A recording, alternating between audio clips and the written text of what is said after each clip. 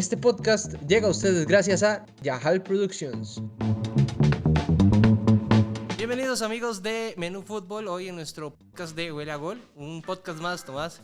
Tenemos que hablar de muchas cosas, han pasado bastante tiempo ya, sin embargo con la misma energía, la misma ganas de comunicar con ustedes lo que hemos vivido en este cierre de año con el Deportivo Saprissa, campeón nacional, y la selección nacional ya a pocos días de que inicie el Mundial, la fiesta donde todos queremos estar, Tomás. Dani, el gusto de saludarte y de estar con los amigos y amigas de Huele a Gol. Se hizo esperar, pero esta es la bondad que tiene el podcast, en este caso audiovisual, de que es atemporal. No hay urgencia, no hay tiempo y eso también nos permite hacer un producto acorde a los tiempos y las circunstancias. Y en este caso lo que nos convoca es el campeonato nacional y rápidamente el Planeta Fútbol nos mete en Qatar 2022 con la participación de la Sele y también con un poquito de los ojos en Argentina en lo que va a suceder. Así que bastante para comentar, para charlar y la alegría de estar nuevamente por acá. Así es, Tomás, y bueno, y también con noticias ya oficiales, porque nuestro compañero Tomás Fonseca va a ser parte ahora de Tigo Sports y aquí queremos enviarle una gran felicitación a Tomás y bueno, desearte los mejores éxitos, Tomás, en esta nueva etapa de tu carrera. Sabemos que lo vas a hacer muy bien, ya te hemos escuchado con grandes participaciones y bueno, esperamos verte muy muy seguido por ahí. Bueno, Dani, muchísimas gracias y sí, voy a estar en Tigo Sport a partir de la semana próxima. Lunes 14 de noviembre, porque como decía recién, la atemporalidad de este podcast, me pueden seguir ahí en esa pantalla que va a ser mi nueva casa, mi nuevo hogar y que estoy muy contento y agradecido con todas las personas que lo hicieron posible. ¿Arrancamos, Dani? Démosle de una vez. Deportivo Saprissa. El Deportivo Saprissa, campeón nacional. Y Tomás, esto es como ya algo que se está haciendo un poco tendencia. Se ha hablado bastante de que cuando hay mundial el Saprissa es campeón. Y yo le sumo otra cosa más. Es el tercer mundial consecutivo en el que Saprissa es campeón para ir al mundial y que el Real Madrid llega como el campeón de Champions League. Entonces tenemos algo muy interesante, ¿verdad? Algo que pasa en el fútbol, esas curiosidades, Tomás. Pero bueno, hablemos un poco del Saprissa, porque el Saprissa llegó siendo constante en su última etapa clasificatoria. Venía de ganar 13 partidos seguidos. Y el último lo perdió, pero quedó campeón, Tomás. Entonces tenemos mucho que hablar de este cuadro y otra vez hablar de Justin Campos, campeón en diciembre.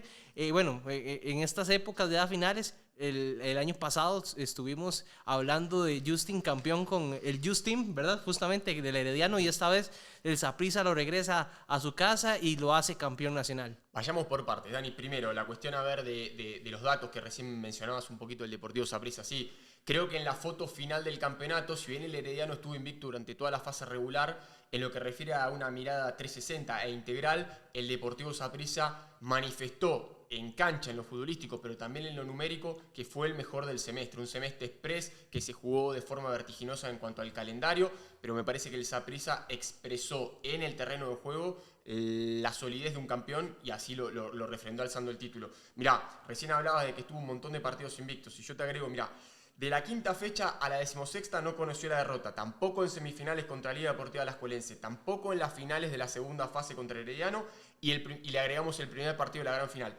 Un montón de partidos sin conocer la derrota. En el fútbol profesional eso es algo maravilloso. O sea, genera confianza, genera buenas sensaciones y como que se va contagiando esa energía positiva, lo futbolístico después casi que camina que automáticamente.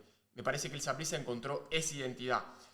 Le hicieron poquísimos goles, fue uno de los equipos con la valla menos vencida, encontró solidez en la parte baja, que tal vez en otros Deportivos Saprissas de antaño era uno de los grandes pendientes, y con Justin encontró una solidez y una robustez en ese sector que le permitió construir resultados. Entonces, muchos números que vienen a apoyar lo que vimos en el terreno de juego, Dani.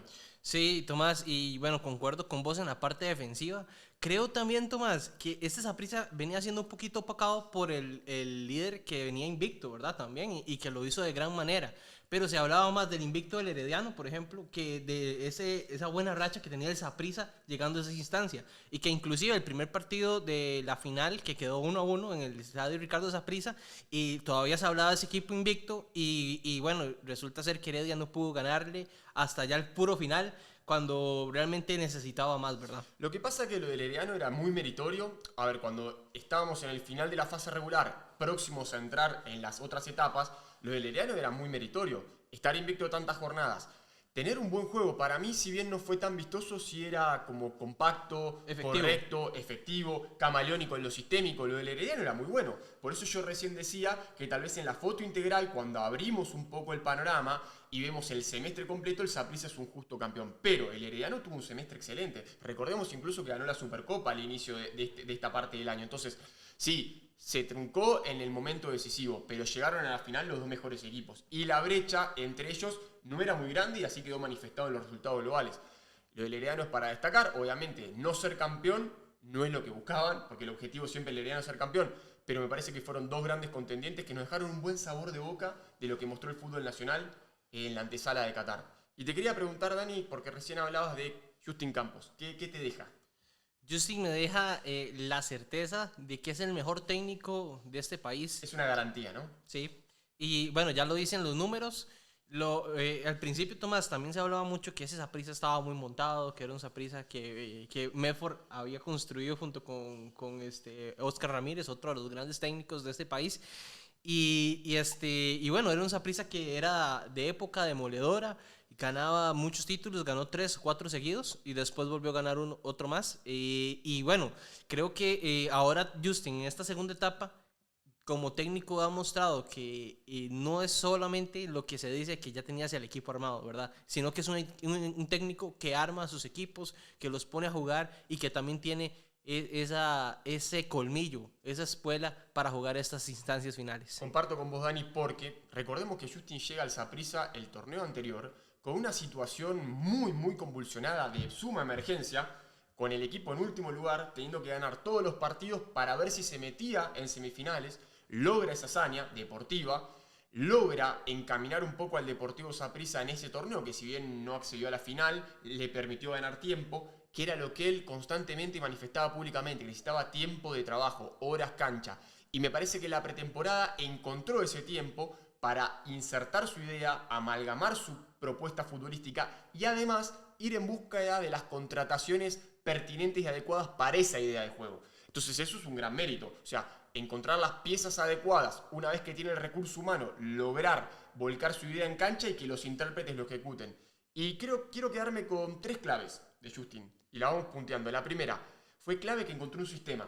El 5-3-2 le calzó perfecto. O sea, a veces vos tenés los nombres propios, tenés la idea y no encontrás el número telefónico que te ajuste. Bueno, él el 5-3-2 lo puso como bandera y le generó muchísima solidez defensiva, sabiendo que en ofensiva tenía jugadores que iban a resolver. ¿Qué opinás de la cuestión sistémica? Porque jugar con línea de 5 es un cambio. Sí, y bueno, ahí yo creo que la clave, Tomás, está mucho en esa, bueno, línea 3 digo yo, pero es 5, ¿verdad? Bueno, depende. En fase ofensiva puede ser una línea de 3 porque los laterales volantes se sueltan y en retroceso una línea de 5. Y esas 3 defensas centrales, Waston, que te da demasiado adelante por gol, ¿verdad? Bastante en táctica fija y también te apoya muchísimo en la parte defensiva. Es una muralla, como decimos, ¿verdad?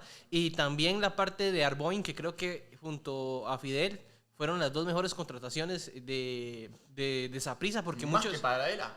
se habla mucho de Paradela, pero para mí los equipos se arman de atrás para adelante, ¿verdad, Tomás? Y siento que, bueno, Paradela obviamente se lleva muchos reflectores por su gran juego, su sacrificio. Para mí le hizo falta un poquito de gol también, aunque él no es un hombre gol, pero ha tenido jugadas muy claves, o tuvo jugadas muy claves. Tuvo un bache ahí en el medio, pero después apareció en la final. Sí, también. claro. Y fue un hombre decisivo para la semifinal contra la Liga. Tomar ese penal y hacerlo te dice que es un jugador con carácter y demostró personalidad también. Bueno, me parece espectacular esas anotaciones que hace respecto de la defensa porque fue uno de los grandes pendientes que tenía, como decía anteriormente, y él lo cimentó de una forma sólida y rocosa además. Después, otra cuestión, potenció a Zamora, que se termina metiendo en la lista mundialista, que ahora lo vamos a ver más adelante. Reubicó y refuncionalizó a Salas, que tal vez no encontraba lugar en el medio, pero lo puso como lateral derecho y fue un rendimiento altísimo. Y eso también para mí le da opciones a Salas de ir al Mundial, porque, ok, te llama como mediocampista, pero Suárez ya sabe que si pasa algo en esa eventual banda, tiene esa opción con Salas. Un polifuncional. Después, la aparición de Sinclair, que si bien la dupla delantera que traspolaron de Santos de Guapiles con Paradela a Jay Bonist Era la titular, en un momento entendió que por las circunstancias del rival, del juego, de la cancha, el que tenía que aparecer a Sinclair, le dio confianza y el jugador se la retribuyó con goles y buenos rendimientos. Me parece que eso fue un acierto del entrenador, saber cambiar. Otro acierto, casi que todo el torneo, además del sistema fijo, creo que tuvo 8 o 9 nombres propios que eran titulares fijos. La continuidad del 11 de memoria, yo digo 8 o 9, es fundamental, porque te da vuelo, te da horas cancha, o sea, todo lo que él trabajó en los entrenamientos se termina como solidificando en los partidos. Y después, otro punto para mí fundamental, que le dejaron armar su cuerpo técnico. Hugo Viegas, su ladero de siempre, que siempre está ahí bancándole la espalda, bancándole las cuestiones tácticas, empujándolo, fundamental. Son esos nombres propios silenciosos que cuando uno saca la foto general de un campeonato terminan siendo importantes. Randall Rowe también aportando lo suyo, y José Sánchez, el preparador físico, que vimos un Saprissa que corrió hasta el final. Entonces, sí, holístico, todo el ser campeón involucra muchas piezas. Y eso de Randall Rowe, que fue el asistente de la primera gestión de Justin en Saprissa, con el que ganó muchos títulos también. Entonces creo que hizo una combinación del éxito pasado y del éxito presente de Justin Campos, y terminó siendo exitoso otra vez. Que creo, Tomás, aquí te voy a hacer una pregunta. Dale. Porque hace un año Heredia tenía esta posibilidad de seguir. Estábamos hablando que estaba muy cerca el Herediano de ser bicampeón, porque tiene esa tarea pendiente el Club Sport Herediano a hoy en día. Y la clave era mantener a Justin. Saprissa se ve con ganas e intenciones. Usted sabe que el fútbol es muy cambiante, Tomás. Pero Saprissa ahora tiene la papa en la mano de decir, bueno, tengo aquí un técnico de respaldo, un técnico que es ganador, que es campeón, y lo voy a mantener, lo voy a desechar. ¿Qué pensás que vas a hacer el Deportivo Saprissa con Justin Campos? Te agrego a todas esas características que además es de ADN morado, y creo que el Deportivo Saprissa sí se expresó en el sentido de un proyecto largo plazo, tal vez sería ampuloso, pero por lo menos mediano plazo. ¿Y dónde lo veo? Con la renovación de Justin por varios años antes de las finales, o sea, como independientemente del resultado, le daban el voto de confianza y creían en él como líder de un proyecto. La renovación de Fidel Escobar, la renovación o contratos largos como el caso de Salas, de Pablo Arboin. Me parece que todas esas cuestiones van en una sintonía de pensar un poquito más allá del torneo de ahora, de la coyuntura. Y por otro lado, también el enlace de empezar a renovar de alguna manera el equipo. Muchas veces en los últimos años se habló de un Deportivo Saprissa de gran jerarquía, pero de jugadores grandes, de más de 30 años todos, o de más de 35 años la mayoría. Y ahora con Justin se empezó a ver la aparición de jugadores jóvenes, que empiezan a refrescar un poco la calidad. La verdad que no se puede cuestionar respecto de un Mariano Torres, un Cristian Bolaños, un Waston, y podemos seguir nombrando otros jugadores, pero tienen una edad que necesitan estar acompañados por una sangre joven. Y aparece Zamora, aparece Salas, aparece Sinclair, aparece Ryan Bolaños y algunos nombres más que seguro que se me escapan. Kevin Chamorro, que tiene 23, 24 años y que fue pieza fundamental en el cierre del campeonato. Entonces me parece que también empezar a ver en cancha un híbrido entre veteranos y juveniles habla de que el proyecto apunta más allá de ser campeón hoy. Sí, y con lo que apuntas, por ejemplo, de Zamora, Tomás, es un jugador que nadie tenía en la palestra, ¿verdad? Que iba a aparecer. Ahora es un jugador indiscutible del Saprissa, que bueno, creo que no va a durar mucho en el equipo, porque esperemos en Dios haga un buen papel en el Mundial y también les haga una buena opción al muchacho, que siempre aquí recomendamos Europa, ¿verdad? Sí, por favor, no a la MLS, ¿no? Ojalá que saliendo de la parte económica y no metiéndonos nunca en el bolsillo del jugador y de su familia, que eso es totalmente respetable, Dani, pensándolo en términos periodísticos y también de crecimiento del fútbol nacional, desde el crecimiento del fútbol del rendimiento individual del jugador, ojalá sea Europa, ojalá sea Sudamérica, mercados que lo potencien. Sí, bueno, Tomás, Pero pará, ¿sí? No te me vayas. Quiero preguntarte para vos, ¿quién fue la figura del Deportivo Saprissa? Un solo nombre, jugátela. Me lo voy a jugar por Mariano Torres. Ah, bueno, coincidimos. Pensé que me ibas a salir con Paradela o Fidel Escobar o otro. Pero no, perfecto, yo estoy igual con vos. Mariano Torres, para mí fue el mejor jugador del Deportivo Saprissa y del campeonato. Sí, Tomás, me parece que lo de Mariano es ya no solamente de un torneo, ¿verdad? Son años rindiendo. Cuando el equipo está muy limitado es el mejor. Cuando el equipo le sobran figuras es el mejor. Sigue siendo Mariano Torres un jugador de otro nivel, que en el Deportivo Saprissa encontró su hogar. Creo que así lo ha manifestado él, Tomás. Y ahora lo más importante del Saprissa, creo, va a ser afianzar esos jugadores que trajo y ver qué renovaciones tiene. Pero lo de Mariano Torres, dice que se quiere despedir con la 40. Vamos a ver si lo consigue. Es estandarte. Para mí es un estandarte de la época del Saprissa. Yo lo pongo como el mejor jugador extranjero en la historia del Deportivo Saprissa. Pero bueno, eso lo hablo desde la óptica de lo que yo he visto, ¿verdad? Lo pusiste bien arriba, lo cual siempre en esto de los rankings es de gustos, ¿viste? Pero lo que creo que hay unanimidad de criterios es que ha sido un jugador, y es un jugador espectacular. Puede ser el 1, el 2, el 3 del fútbol nacional en la historia, del Deportivo Saprissa en su historia, pero creo que de esa terna no sale. Y, por otro lado, también lo que a mí me encanta de Mariano es que él, en lo futbolístico, asume el protagonismo siempre. Siempre quiere la pelota, siempre se hace cargo. A veces, si se tiene que poner el overall, también lo hace. El otro día, cuando el Saprissa con el Herediano la pasaba mal, él agarró la pelota, tira un caño, genera una falta, marca los tiempos y los ritmos del partido, cuándo acelerar, cuándo frenar, y me parece que eso le hace un jugador totalmente integral y fundamental en este Saprissa, que si bien Mariano es grande, en edad, es uno de los estandartes y de las banderas de cara al Saprissa Proyecto Mediano Plazo. Sí, sí, Tomás, totalmente. Y bueno, yo creo que Mariano también mejoró mucho su parte de lo que más le afectaba a él, que era extra fútbol, ¿verdad? El carácter. El carácter de no estar reclamando mucho. Yo a veces veo que él quiere protestar o enojarse y como que se corre. O sea, en lugar de dirigirlo directamente para con el arbitraje, se va masticando bronca, rumiando alguna puteada, como se dice en argentino, pero ya no es como confrontativo y eso... Ha mejorado para él, ¿verdad? Exactamente. Así que bueno, salud y felicitaciones a los morados campeones. Un excelente mérito llegar a alzar la copa en la antesala del Mundial. Y no es fácil ser campeón en ningún lado. Así que felicitaciones a Justin, su cuerpo técnico, jugadores, a la institución. Y bueno, también a Herediano, que para mí fue un gran pretendiente de ese título en las finales y sobre todo en la fase regular. Sí, totalmente. El Herediano podemos hablar muchísimo. Fue el subcampeón y bueno, lo hizo de gran forma, siendo invicto hasta la final. Y creo que, bueno, también merecimiento para Hernán Medford, que, bueno, se fue otro técnico del Herediano. Tomás, que eso lo podemos ver si lo hablamos más adelante. Viene ahora Heiner Segura. Vamos a ver cómo le va al Herediano en este próximo torneo. Exacto. Ahora tienen, si bien hay un torneo de Copa, hay tiempo de trabajo para los entrenadores nuevos que lleguen a los diferentes equipos y van a tener la posibilidad de meter su idea de cara al campeonato que iniciará en enero del 2023. Así que salud y felicitaciones a Saprissa campeón.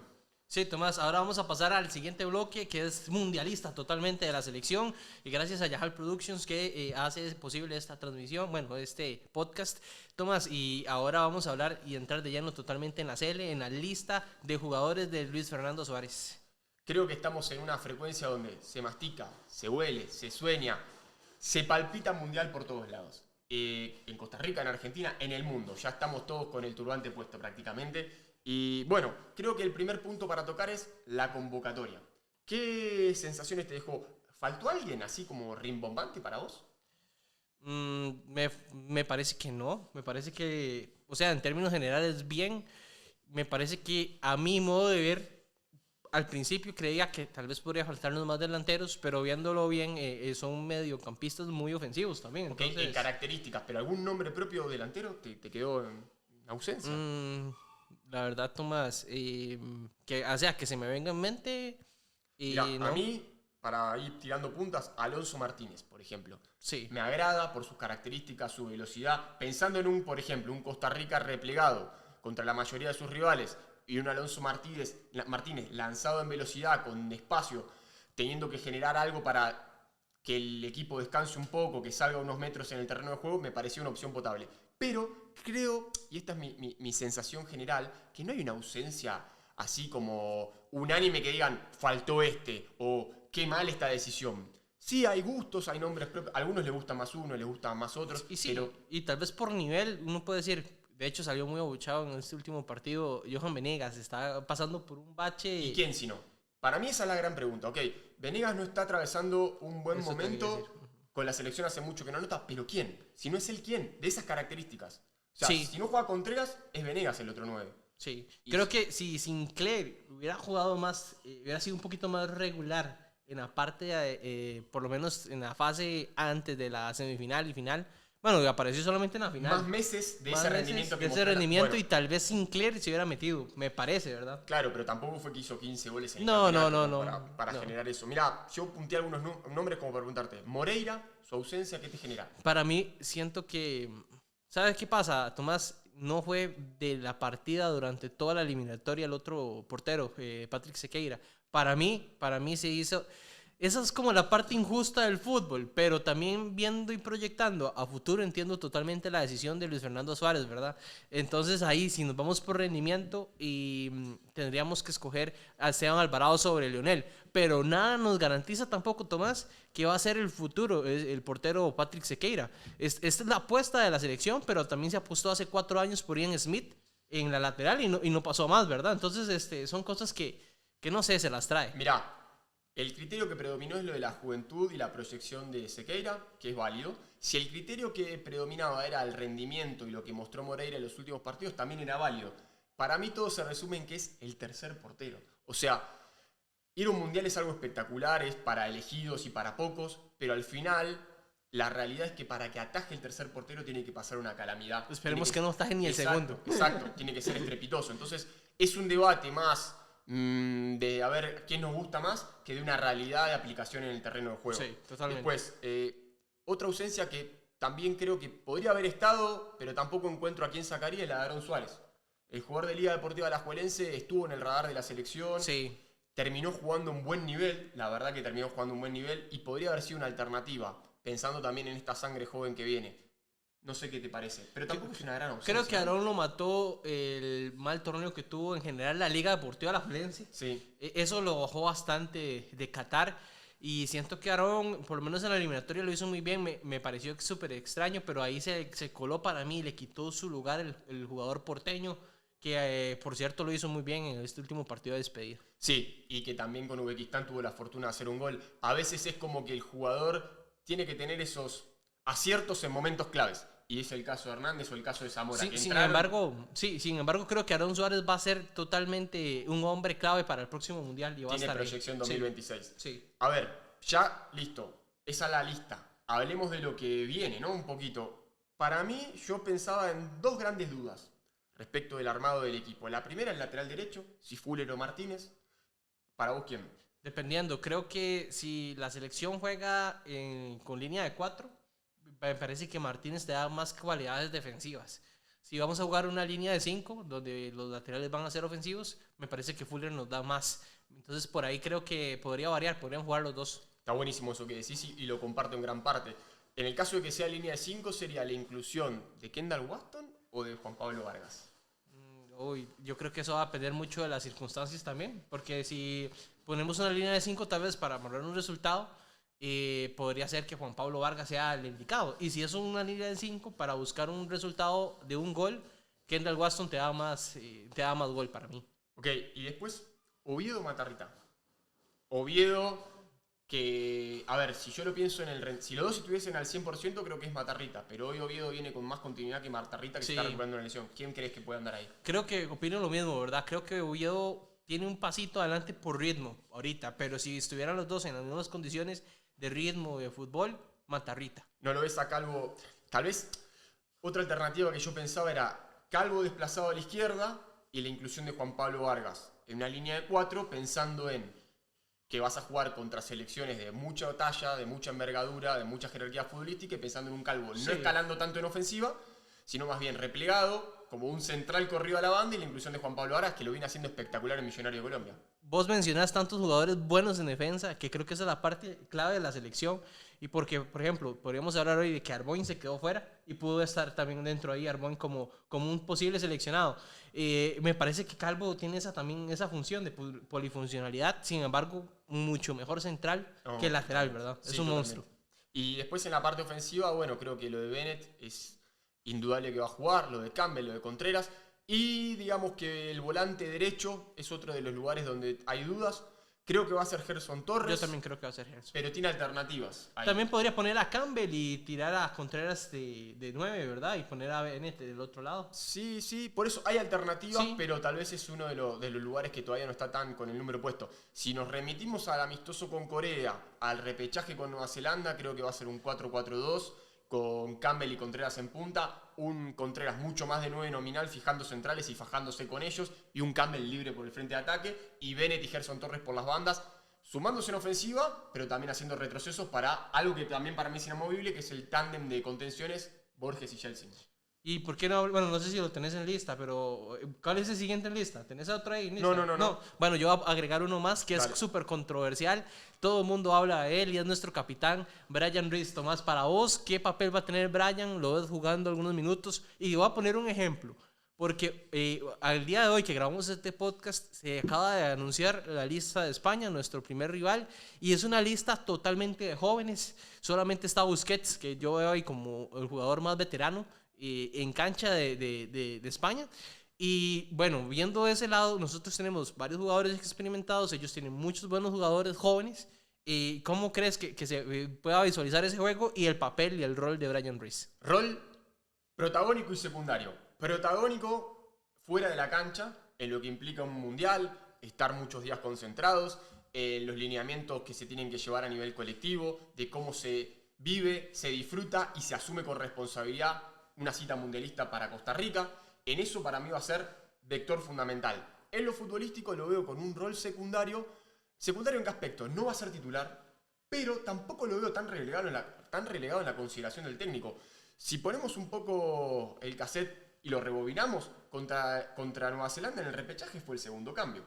Después de Waston, cuando armó línea de 5. O sea, entró en la zona central a tener la pelota, a tratar de enfriar el partido. Entonces, me parece que la consideración del DT, más allá de que va, como el entrenador manifestó, por todo lo que le brindó al fútbol costarricense, también cree que lo futbolístico le puede aportar tenencia, sapiencia, manejo de ritmos, generación de faltas, goles. En la eliminatoria, si bien fueron apariciones de destellos, fueron muy importantes. Entonces, que Brian, es un rol secundario, pero sí, no tan abajo en la lista de los 26 jugadores. Y eso es lo que te iba a decir. Bueno, Brian genera en el grupo, lo viste en la celebración del gol de Kendall, es esa unión de grupo, es el líder del grupo.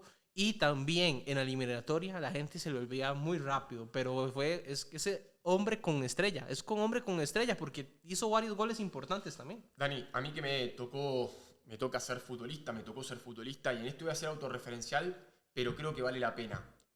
Es muy importante en los grupos humanos en general y en el fútbol en particular tener jugadores que sean líderes positivos, que sean un bálsamo, que sepan cómo manejar los estados de ánimo de los compañeros, los estados de ánimos del entorno, de poder ser un puente entre, no sé, cuerpo técnico y jugadores, un puente entre los jóvenes y los más grandes, tener banderas como líder que sean donde todos se encolumnan atrás. Entonces me parece que ese rol de equilibrio y de un funcionamiento más allá de lo futbolístico, de un grupo que intenta trascender en Qatar 2022, es fundamental Brian Ruiz. Y te repito, me parece que en lo futbolístico, en la consideración de Suárez, está más alto de lo que se cree a nivel mediático y de la opinión pública. Tomás, y quiero terminar esta sección de la Sele con una última consulta, y es que hace 4 años, cuando fuimos a Rusia, tuvimos una conversación personal entre nosotros donde hablábamos del nivel de la selección, que era una selección con jugadores veteranos. Ahora, 4 años después, ¿cómo ves esta selección? Bueno, los veteranos siguen con 8 años más que aquel glorioso Mundial en Brasil 2014, pero Suárez a tiempo logró meter sangre joven, fresca y nueva que pueda equilibrar un poco el promedio de edad y también la vitalidad en cancha. Entonces termina llegando una amalgama interesante entre experiencia, recorrido y jugadores laureados con talento joven que viene emergiendo y con muchas ganas de trascender. En ese aspecto, buenísimo. Ahora, ponemos la lupa en el grupo. A priori un grupo complicadísimo. Alemania, España, Japón. Dificilísimo. Donde son rivales de jerarquía, de peso. Bueno, ni que hablar, 2 campeones del mundo. Un Japón que siempre es protagonista en Asia y también a nivel de los mundiales. Creo que el antecedente de Brasil 2014 permite ilusionarse. En 2014 creo que el grupo era aún más complicado que el actual, con 3 campeones del mundo y con una Costa Rica que en el radar futbolístico general no estaba en tan alta consideración. Actualmente, si bien Costa Rica, de vuelta, tiene rivales complicados, el antecedente de la hazaña permite pensar en que algo bueno y nuevo puede venir. Sí. También cimentado en un rendimiento durante todo el 2022 altísimo de la Sele, altísimo, sacando resultados y partidos que parecían en el 2021 imposibles y que en el 2022 tomaron otra envergadura y otro vuelo. Entonces, en ese sentido, puede animarse a pensar en una clasificación. Y en lo numérico, pienso, tiro por arriba, 2 empates contra España y Alemania y una victoria contra Japón y sacar el papel y el lápiz a ver si alcanza para clasificar. Que para mí sería un campeonato del mundo espectacular salir invicto, por ejemplo. Tengo la convicción, Tomás, de que vamos a hacer un mejor mundial de hace 4 años. Tengo la fe de que podemos hacer un mundial como el de hace 8 años, pero vamos a ir partido a partido a ver qué pasa. Sí, como siempre, paso a paso. Y para ir finalizando este episodio, tenía pensado ahí un picadito. A ver, ¿candidatos del mundial a ganarlo? Brasil. Solamente. Para mí Brasil 1 y pongo a Francia de 2 y de tercero Argentina. Ok, yo tenía Argentina, Brasil y Francia. Estamos iguales en la elección. Diferente en el orden. Pero ahí están los números, ¿verdad? Los candidatos. Correcto. Y creo que puede haber alguna sorpresa, pero no pensando, sorpresas, no sé, que Inglaterra salga campeón del mundo, pero digo sorpresas. Para Uruguay, vos, para mí. Uruguay, puse Croacia. Y pondría también Portugal por aquello, porque Portugal es un buen equipo también. Aquí tal vez hablo con un poquito más de mi lado fanático a CR7, como dicen. No, pero viendo también que Portugal tiene un buen equipo, no solamente es Cristiano, ¿verdad, Tomás? Es más, ahora veo a Cristiano no como el rol totalmente protagonista, sino uno más del equipo. Bueno, también su edad y su actualidad hacen que tenga que ser un poco esa aposta. Y así como sorpresa absoluta, no para ser campeón del mundo, sino por ejemplo para avanzar en octavos o cuartos de final, para mí están Canadá, que tiene una sola participación mundialista en el 86, pero que llega con una generación y una estructura federativa excelente. O sea, tratando de tener un buen papel en el 2022 para cuando sea local en el 2026 ser totalmente protagónico. Canadá puede ser una de las opciones. Y la otra, te voy a tirar un tapadísimo, Ecuador. Con Gustavo Alfaro, hizo un equipo joven, lo refrescó. Me parece que encima tiene un grupo que no es tan complicado y puede avanzar. ¿Y sabes qué pasa con Ecuador, Tomás? Dale, ha pasado muchas cosas extra fútbol.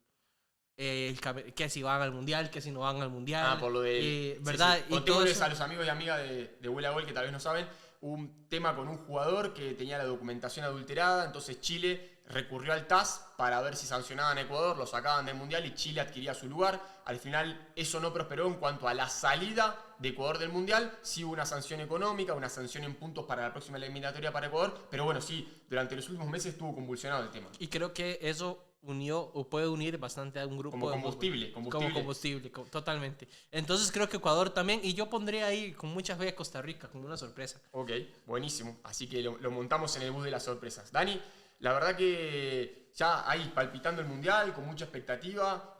Para los amantes del fútbol es un mes hermoso, No. donde parece que el mundo se detiene, ¿no? Esperamos realmente, y como te digo, en este mundial, aprovecharlo al máximo, los que podemos verlos todos los partidos, verlos todos, ¿verdad? Así es. Dani, un abrazo muy grande, que estés muy bien. Aguanta Argentina. Nos hablamos, nos vemos. Este podcast llega a ustedes gracias a Yahal Productions.